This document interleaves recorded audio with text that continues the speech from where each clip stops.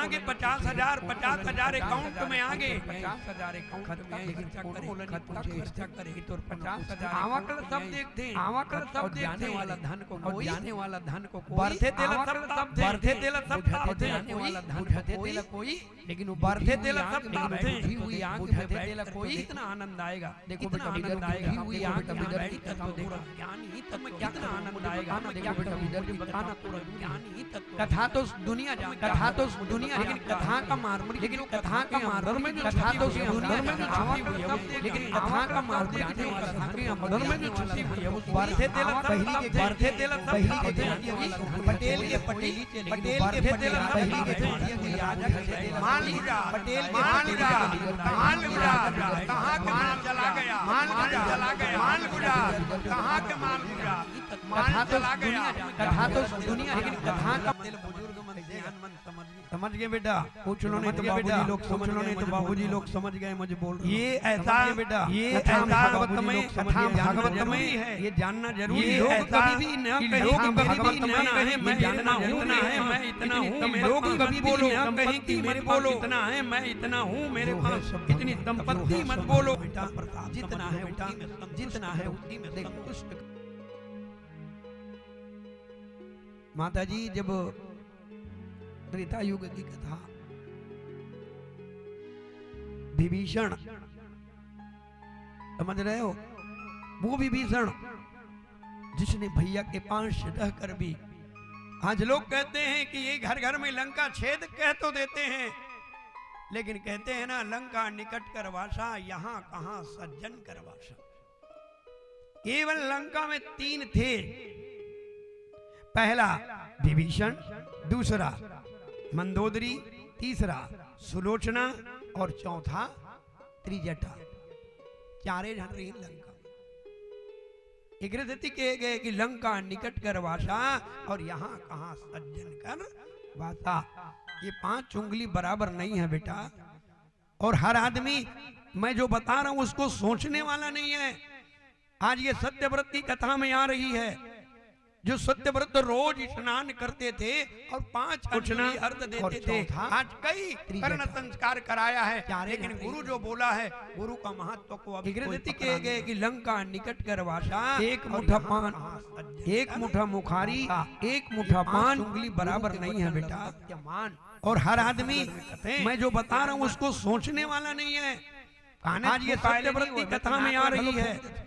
जो सत्यव्रत रोज स्नान करते थे और 5 अंजलि अर्घ देते थे आज कई कर्ण संस्कार कराया है पालन करते गुरु जो बोला है गुरु का महत्व को अभी कहे गए कि लंका निकट कर वासा एक मुठा पान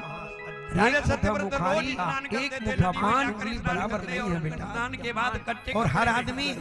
मैं जो बता रहा हूँ उसको सोचने वाला नहीं है। आज ये सत्यव्रत की कथा में आ रही है जो सत्यव्रत रोज महाराज करते थे जब स्नान करते जल उठाया कराने के बाद कराया है दे रहे बोला है उसी समय वही सत्यव्रत के लिए कि लंका निकट कर वासा एक मुठा पान राजा सत्यव्रत रोज और एक मुठा पान बराबर नहीं है बेटा स्नान के बाद कच्चे और हर आदमी वो हाथ मैं जो बता रहा हूं जल को सोचने डालने वाले थे उसी समय पर गिद्ध महाराज मछली ने आवाज दिया हे महाराज कहते हो राजा हे महाराज मेरी बात सुनिए महाराज मुझे ये समुद्र में मत छोड़ो ये बड़े बड़े मछली मुझे खा जाएंगे मुझे मत छोड़ो। राजा सत्यव्रत ने चारों तरफ देखा भैया आवाज किधर से आई ये आवाज कहां से आया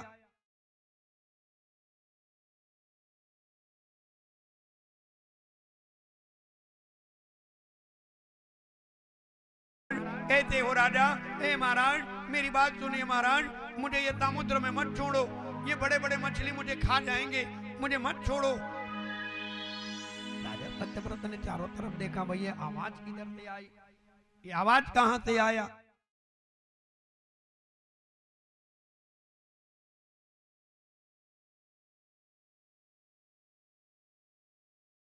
कहते हो राजा हे महाराज मेरी बात सुनिए महाराज मुझे ये समुद्र में मत छोड़ो ये बड़े बड़े मछली मुझे खा जाएंगे मुझे मत छोड़ो। राजा सत्यव्रत ने चारों तरफ देखा भैया आवाज किधर से आई ये आवाज कहां से आया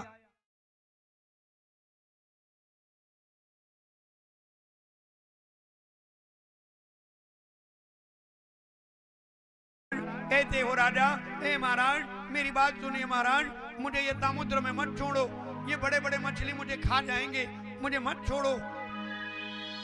राजा सत्यव्रत ने चारों तरफ देखा, भाई ये आवाज किधर से आई, ये आवाज कहां से आया।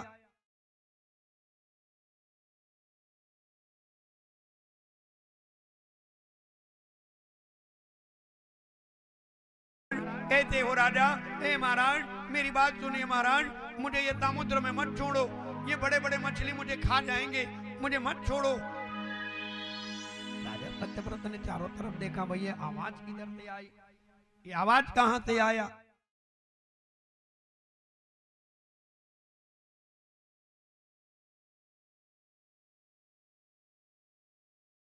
कहते हो राजा, ए महाराज मेरी बात सुनिए महाराज, ये बड़े बड़े मछली मुझे खा जाएंगे, मुझे मत छोड़ो। राजा सत्यव्रत ने चारों तरफ देखा, भाई ये आवाज किधर से आई, ये आवाज कहां से आया।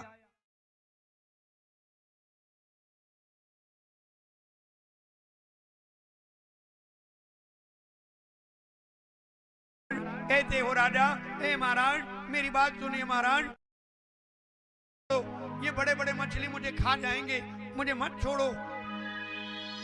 राजा सत्यव्रत ने चारों तरफ देखा, भाई ये आवाज किधर से आई, को मैं रखने के लिए सोने के कटोरा में रखूंगा। घमंड हो गया।